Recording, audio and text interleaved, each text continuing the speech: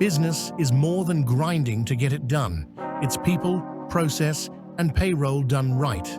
It's protecting your team, leveraging every penny out of every dollar to build and grow. From HR to insurance, from strategy to scale. We give you the playbook so you don't have to figure it out the hard way. This is the PEO Playbook, hosted by Chad Philly with Staff Brokers Inc. Get valuable insights and learn to grow your team without HR headaches.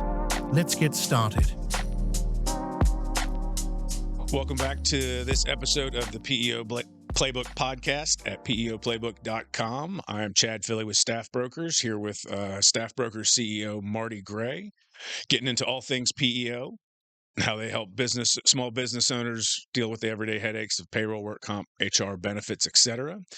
Today, we're going to dive a little bit into nothing too technical, but just kind of a little bit of an overview of the benefits that are offered by PEOs and some of the benefits that are not offered by PEOs. They don't all do things exactly the same, but we're just going to touch on that and how their products work and some of the conveniences of use for their clients. Yeah, so benefits is a huge part of any package that a employer wants to offer. We typically start with our clients. What level of benefits are you looking for? Are you looking for benefits that you're going to pay for, participate in paying for? Or are you looking for benefits that the employee can take advantage of that doesn't necessarily mean additional cost to client company? So a good example, the biggest one is obviously healthcare. In all cases, the employer has to be a participant in that. So, how many employees are we bringing on? Do we have, the 50% participation levels, or in some cases higher than that participation levels? What location is this company in? Are they in an Aetna covered area, or maybe a Blue Cross Blue Shield covered area? These will be some of the things that we do to determine which is the best fit for the client. Even to the point of okay, well, who are your key doctors, Right? And they can preemptively go say, here's the doctors that we need, that if we're going to make a switch, this is the doctor that's going to come up, that always starts with the owner and his family and the top people. These are I don't want to change my doctor, so which carrier is it that's the best? But the other list of benefits that we bring are those that the employer doesn't pay for. There's a whole host of benefits from like your vision and dental, life policies, accidental insurance policies.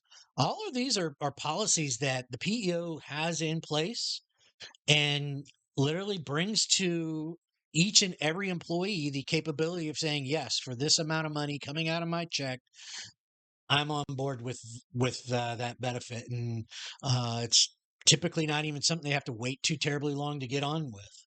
Yeah, as a new client, they can come on and enroll in that stuff right away, and then there's an open enrollment every single year. But and it goes on down the line, as far as those other things from healthcare, group vision, dental, a lot of disability, short-term and long-term. Short-term disability is a huge thing.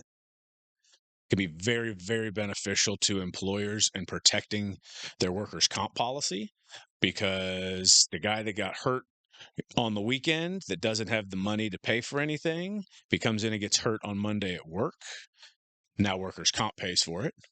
So it's a good policy to couple with it, that you can, employer can pay it or the employee can pay it. But, an employer-sponsored one has that extra layer of insulation, so you don't have to worry about if you have employees that, aren't necessarily, some employees, Americans in general are terrible savers. Most people don't have money just saved up for a big injury that happens. So having that, something like short-term disability, but like you say, Aflac type products where, you got accidental insurance, cancer and disease insurance. I mean, some of the PEOs, they've gone out and negotiated. They've got pet insurances.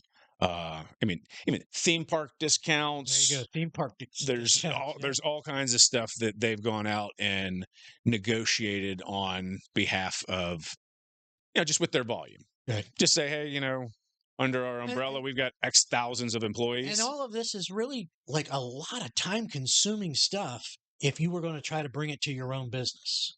Yes. If you're an independent, you got your 25, 30 employees, it eats up your time going out and contracting with all of these different organizations to get these different benefits. Another big benefit on that side of it too is the more of those products you have, if you've purchased them through your PEO versus independently, the bills are paid directly out of your payroll. The deduction comes out of the employee's check. It's all right there at the PEO. The business owner isn't having to go and write a separate check Right. every month, as you would standardly. One that's not often thought of, but the just having a debit card, a Visa type card for banking the unbanked. There's a lot of employees, they come there, I don't even have a banking. They don't have a bank. So Or they don't want a bank or account they don't want a bank for account X for number of whatever reasons. reason, and the PEO is able to set them up on a debit card or an ATM card process, and their card gets the ACH to it, and they're able to go to any ACM and dig out cash if that's what they need. So these are all things that the PEO brings to the table that, quite honestly, helps with all of your employee retention. If this is something little that you have that your competitor doesn't have, that employee is going to remember and know before he leaves you just for, an extra 25 cents an hour. He's going to be like, hey, wait a minute. I've got all of these other benefits over here. Yep, absolutely. And something also, everything on the benefit side, there's nothing that's required. There's plenty of, we may run across a business that, hey, they love the PEO and the things it's going to help them with from a HR, payroll, tax filing point of view. But, maybe it's the business owner's daughter that he buys his group health insurance from Right. and has bought it forever. And he's not going to change that about it. And that's completely fine. Yeah, we can carve that out. That just gets moved out, the deductions get done, and he pays his bill like he normally would. So it's Right. not a huge thing, and it's not, it's not a make or break when it comes to it. Something else on the PEO side, which is more in our department of what we do, is you will see, PEOs, hey, we have healthcare, we have this, we have that. How they do it is a little bit different all the time. Just like we've talked previously about master work comp policies where they've gone and bought en masse. When you think of a PEO saying, oh, we have healthcare, there's a little bit of assumption that they've gone and have a giant master healthcare policy. That's not always the case.